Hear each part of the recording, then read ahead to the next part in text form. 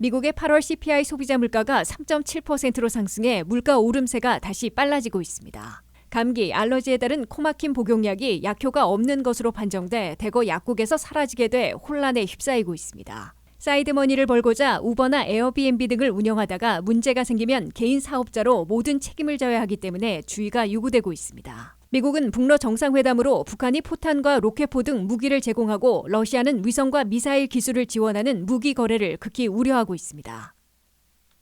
민주평화통일자문회의 21기 워싱턴 협의회장으로 선임된 린다한 회장은 이념은 달라도 통일을 함께한다는 목표로 자문 활동을 펴겠다고 강조했습니다. 여러분 안녕하십니까? 워싱턴 뉴스 투데이입니다. 미국의 8월 CPI 소비자 물가가 3.7%로 상승해 물가 오름세가 다시 빨라지고 있습니다.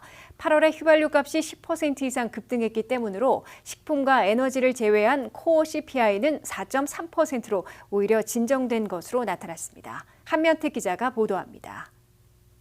연준의 물가 잡기 전쟁으로 1년 이상 대폭 진정돼온 미국의 물가가 다시 흔들리고 있습니다. 대도시 물가를 보여주는 CPI 소비자 물가는 8월에 3.7%를 기록했다고 연방노동부가 발표했습니다. 미국의 CPI는 6월에 3%에서 7월에는 3.2%로 오르더니 8월에는 3.7%로 한꺼번에 0.5포인트나 급등한 겁니다. CPI 소비자 물가는 월간으로도 0.2%씩 오르다가 8월에는 0.6%나 상승했습니다. 8월 한 달 동안 휘발유 값이 10.6%나 급등한 것을 비롯해 에너지 가격이 5.6% 뛰었고 식품 가격도 0.2% 올랐습니다. CPI의 3분의 1을 차지하는 주거비는 전달보다 0.3% 올라 다소 진정됐습니다. 이에 따라 변동이 심한 식품과 에너지 가격을 제외한 코어 CPI, 즉 근원 소비자 물가는 7월 4.7%에서 8월에는 4.3%로 전체와는 정반대로 오히려 진정됐습니다. 연방준비제도는 장기 물가 추세를 보기 때문에 코어 CPI를 더 주시하고 있습니다. 전체 CPI는 한꺼번에 급등했지만 코어 CPI는 역으로 진정됐기 때문에 연준의 기준금리 정책에는 큰 변화가 없을 것으로 경제 분석가들은 해석하고 있습니다. 존 윌리엄스 뉴욕 연방은행장을 비롯한 각 지역 연방은행장들은 이구동성으로 앞으로의 기준금리 통화정책에서 신중하게 접근할 것이라고 강조해 기준금리의 인상을 자제할 것이라는 관측을 낳고 있습니다. 경제분석가들과 투자자들은 9월 20일 회의에서는 스킵, 건너뛰기로 기준금리를 현재 5.25% 내지 5.50%에서 동결할 것으로 기정사실화하고 있습니다. 나아가 11월 1일과 12월 13일 회의에서도 한 번 더 0.25포인트 인상하기보다는 계속 동결할 가능성이 더 높은 것으로 경제분석가들과 투자자들은 내다보고 있습니다.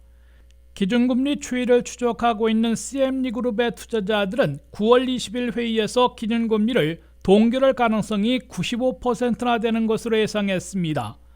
뿐만 아니라 11월 1일에도 동결이 58.7%로 인상 39.4%보다 많았으며 12월 13일에는 동결 55.1%, 인상 40.6%보다 우세했습니다. 다수의 경제분석가들은 연준의 기준금리 인상은 지난 7월로 끝났으며 올해 남은 3번의 회의에서 모두 연속 동결할 것으로 예상하고 있습니다. WKTV 뉴스 한면택입니다. 감기나 알러지에 따른 코막힘에 복용하는 처방전 필요 없는 일반 의약품들이 약효가 없는 것으로 판정돼 대거 약국에서 사라지게 되면서 대체품을 찾아야 하는 대혼란을 겪게 됐습니다. 데이킬, 나이킬, 뮤시넥스, 로비투신, 수다패드, 테라블루 등 감기 알러지 환자들이 처방전 없이 손쉽게 구입해 사용해온 코막힘 복용약들이 약효가 없다는 FDA의 판정을 받아 약국 판매대에서 대거 사라지게 됐습니다. 감기나 알러지로 코가 막혔을 때 누구나 약국 판매대에서 처방전 없이 살 수 있는 오버 더 카운터, 즉 일반 의약품들이 이례적인 대혼란에 휩싸이고 있습니다. FDA 미식품의약국 외부 전문가 자문위원회는 16명 만장일치로 감기나 알러지에 따른 코막힘 현상 시 복용해온 일반 의약품들의 주성분인 페닐에프린이 아무런 약효가 없다는 판정을 내렸습니다. FDA 전문가 패널은 코막힘 현상에 시달리는 사람들에게 복용약과 가짜 약을 제공한 결과 약효가 없기는 같은 것으로 나타나 이 같은 판정을 내린 것으로 설명했습니다. 이에 따라 페닐에프린을 주성분으로 하는 감기, 알러지, 코막힘 복용약은 약품 진열대에서 대거 사라지게 됐습니다. 코막힘 현상을 해결하기 위해 사용되는 처방전 필요 없는 오버 더 카운터, 즉 일반 의약품은 미국에서 한 해 22억 달러어치나 팔리고 있습니다. 그 가운데 마시는 물약은 18억 달러를 차지하고 있습니다. 흔히 볼 수 있고 살 수 있는 코막힘 복용약은 데이킬, 나이킬, 뮤시넥스가 있습니다. 또 로비투신, 수타페드, 테라블루 등이 유명합니다. 소비자들과 제약사, 약국들은 대거 사라질 이들 일반 의약품들을 대체할 코막힘 약을 찾는 데 애를 먹을 것으로 보입니다. 이들 복용약의 대체약으로는 코막힘을 뚫어줄 스프레이나 드롭이 꼽히고 있습니다. 2006년에 마약으로 전환시킬 수 있다는 우려로 일반 의약품에서 제외된 PSE 제품이 재부상할지 주목되고 있습니다. 2022년 한 해 대거 사라질 위기에 빠질 코막힘 일반 의약품들은 2억 4,200만 병, 18억 달러어치가 판매돼 전체 22억 달러 가운데 5분의 4를 차지했습니다. 나머지 5분의 1인 5,100만 유닛의 5억 4,200만 달러어치는 PSE 제품이 차지했습니다. 그동안 미국인들은 가벼운 감기나 알러지로 코막힘 현상을 겪을 때 약국으로 달려가 의사 처방 없이 값싼 먹는 약을 사서 복용해왔으나 이들 일반 의약품들이 한꺼번에 사라지면 대체약을 찾을 때까지는 상당한 혼란을 겪을 것으로 우려되고 있습니다. 더욱이 대체약을 찾지 못해 치료를 늦추다가 상태가 악화돼 더 큰 돈을 들여 의사를 방문하고 값비싼 처방약을 사용해야 하는 경제적 피해도 불가피해질 것으로 지적되고 있습니다. 고물가가 지속되면서 생활비 부담이 커져 우버, 우버이트, 에어비앤비 등 내 장소와 시간을 조절해 사이드머니를 벌어보고자 하는 사람들이 다시 늘어나고 있습니다. 하지만 운영하다가 문제가 생기면 개인 사업자로 모든 책임을 져야 하기 때문에 주의를 요구하고 있습니다. 실제로 자동차 보험회사는 사고 리포트를 할 경우 우버나 리프트 영업을 한 차인지 물어보는 것이 매뉴얼에 포함되어 있어 보험이나 회사 정책을 잘 살펴 큰 손해를 보지 않도록 하는 신중함이 필요하다고 합니다. 안혜린 기자의 보도입니다. 요즘 고물가 행진이 지속되는 가운데 모든 비용이 올라 점심 한 끼도 18불 이상 지불해야 하는 경우가 많다는 불만이 터져나오고 있고 올라간 물가를 충당하기 위해 상대적으로 편한 우버나 리프트, 우버이트와 같은 수성업과 에어비앤비 같은 대여 사이드 잡을 생각하는 사람들이 많습니다. 그러나 이와 같은 사업을 시작했다가 적은 돈을 벌고 더 큰 손해를 본 케이스가 늘어나 한인들의 주의를 요구하고 있습니다. 보험회사들이 지급을 거절하는 케이스가 늘어나는 겁니다. 만약 악성 고객을 만나게 되면 회사가 대표로 처리해주는 기업들과는 달리 개인 사업자인 당사자가 하나하나 처리해야 합니다. 한 한인 우버 드라이버는 차 안을 깨끗이 청소하고 양복을 입고 물과 캔디를 구비해서 친절하게 영업을 하는데도 별점 4.4 이상 유지하기가 너무 어렵다며 하소연했습니다. 만약 드라이브하는 도중 캔슬하거나 본인이 주소를 잘못 입력해놓고도 잘못된 곳으로 내려주었다고 악성 컴플레인을 하고 야간에 주치자를 태우게 되면 구토를 하거나 의자를 발로 차고 행패를 부리는 등 안전에까지 피해를 입고 있습니다. 우버 같은 경우 역으로 손님에게 별점을 매기는 발상을 추진하기도 했으나 실제 효과는 크지 않습니다. 만약 우버나 리프트 같은 사이드 잡을 하기 위해선 반드시 자동차 보험회사에 전화를 걸어 따로 우버와 리프트 사업자 보험을 신청하는 것도 잊지 않아야 합니다. 운행을 한 번도 하지 않았거나 더 이상 운행을 하지 않는다면 다른 사고에 보험 클레임을 할 때 우버나 리프트 사업자냐고 물었을 때 아니라고 해야 지급 거절을 당하지 않습니다. 보험 전문가들은 우버나 리프트 사업자용 자동차 보험이 그렇게 큰 차이가 나지 않는데 모르거나 귀찮아서 바꾸지 않아 정말 큰 손해를 보는 한인이 많다고 안타까움을 전했습니다. 에어비앤비도 같은 손해를 보는 경우가 많아 주의가 요구되고 있습니다.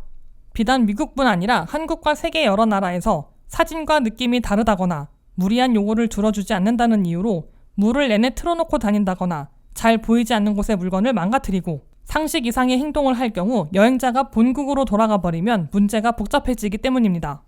더럽게 썼다거나 파손할 경우 추가 요금을 부과하는 방법이 있지만 막상 손해를 보니 에어비앤비는 호스트의 편이 아니었다는 하소연도 있습니다. 또한 갑자기 에어비앤비를 금지한 뉴욕 같은 경우처럼 기존 숙박업소와 당국의 이해로 인해 갑자기 영업을 금지당해 큰 손해를 볼 수도 있습니다. 우버와 리프트, 에어비앤비 등은 그 규모로 인해 확고하게 자리 잡은 사업처럼 보이지만 모두 개인 사업자라는 각오를 해야 한다며 앞으로의 정책에 따라 어떤 변화가 생길지 유의해야 한다고 전문가는 권고했습니다. WKTV 뉴스 안혜린입니다. 미국은 김정은 위원장과 푸틴 대통령 간의 정상회담으로 북한이 수십만 발의 포탄과 로켓포 등 재래식 무기를 우크라이나 전쟁을 위해 제공하고 러시아는 첨단 위성과 미사일 기술을 지원하는 무기 거래를 극히 우려하고 있습니다. 미국은 필요시 주저하지 않고 추가 제재를 부과하겠다고 경고했으나 실효성 있는 제재 수단이 없어 무기 거래를 막지 못할 것으로 지적받고 있습니다. 한면태 기자가 보도합니다. 북한의 김정은 국무위원장과 러시아의 블라디미르 푸틴 대통령은 보스토친이 우주센터에서 가진 정상회담을 통해 양국 간 협력을 강화하면서 무기거래 딜까지 공표한 것으로 뉴욕타임스, 워싱턴 포스트, 월스트리트저널 등 미국의 주요 언론들이 일제히 보도했습니다.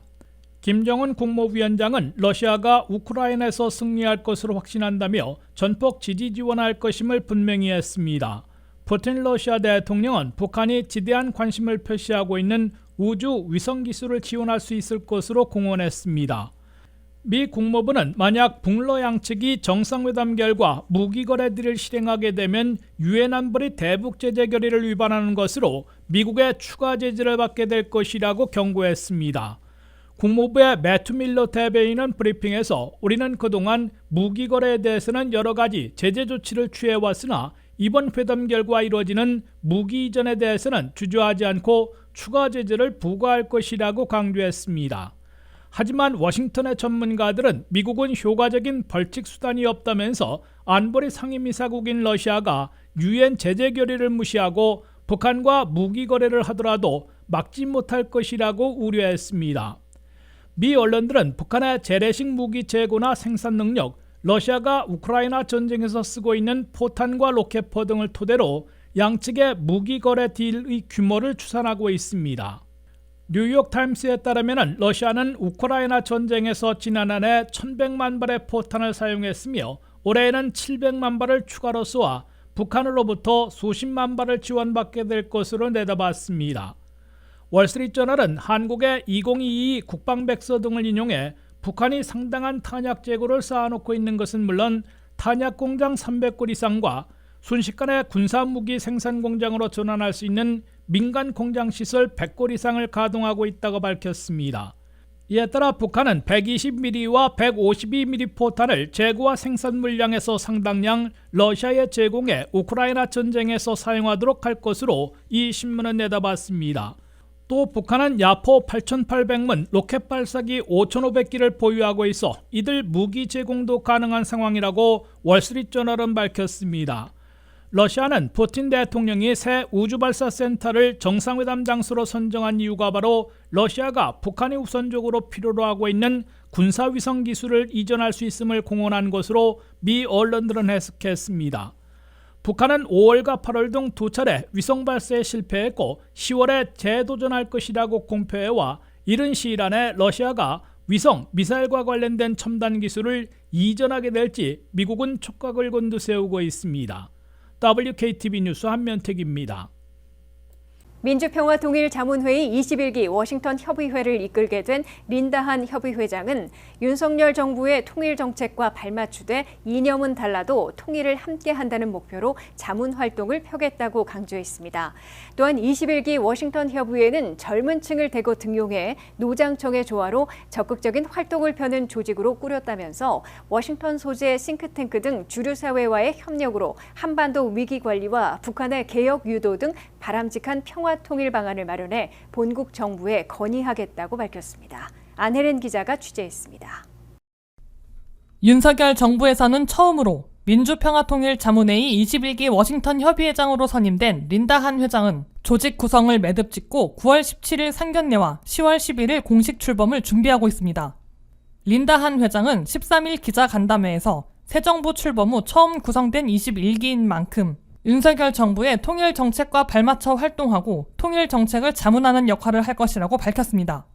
린다한 회장은 정권 교체로 이념을 달리하신 분들도 포함돼 있으나 워싱턴 협의회에서는 이념은 달라도 통일은 함께한다는 목표로 활발한 자문 활동을 펼치겠다고 강조했습니다. 우리 이제 윤 정부가 들어선 이후부터 우리 민주평통이 새로 탈바꿈하는 시점에서 우리는 의장의 뜻대로 이념은 달라도 민주평통 안에서는 함께 하기로 하자. 린다 한 회장은 각 분과별로 추진 사업 방안들을 수렴하고 있다며 직전 20기 사업 중에서도 이어갈 것과 21기에서 새로 추진할 사업들을 종합 정리해 실천해 나갈 것이라고 밝혔습니다. 린다 한 회장은 21기 워싱턴 협의회에서는 20대와 30대, 40대 등 젊은 층을 핵심 분과를 이끌 책임자로 등용하고 어르신들의 고견과 경험을 참고하는 노장청의 조화로 민주평통을 이끌어가겠다고 설명했습니다. 한 회장은 미국의 수도인 워싱턴 DC라는 특성을 잘 살려 연방 의원들은 물론 싱크탱크들과 협력해 한반도 위기를 관리하고 북한의 개혁을 유도하는 정책들을 개발해 본국에 건의하겠다고 다짐했습니다. 워싱턴 협의회에서는 또 우리 DC에 있는 싱크탱크를 중심으로 해서 믿음도 좀 가지면서 민간적인 면에서도 그렇고 또 이런 협의회에 좋은 중간 역할을 하는 좋은 방향으로 나가려고 하고 있습니다. 린다 한 회장과 호흡을 맞추게 된 21기 워싱턴 협의회 이문영 간사는 9월 17일 120여 명의 자문위원들이 전원 참석해 상견례를 나누게 되고 10월 11일에 출범식을 갖고 공식 출범하게 된다고 설명했습니다. 10월 11일 워싱턴 협의회의 공식 출범식에는 의장인 대통령을 대리해 김관용 수석 부의장이 직접 참석해 격려하게 됩니다. 민주평화통일 자문회의 21기 워싱턴 협의회는 린다 한 회장과 최철호 수석 부회장, 이문영 간사 등으로 집행부를 구성하고 134명 가운데 사퇴한 12명을 제외하고 122명이 $1,000씩의 회비를 내고 평화통일 자문회의 활동을 2년간 펼치게 됩니다. WKTV 뉴스 안혜린입니다. 이상으로 워싱턴 뉴스투데이를 마치겠습니다. 시청해주신 여러분 고맙습니다.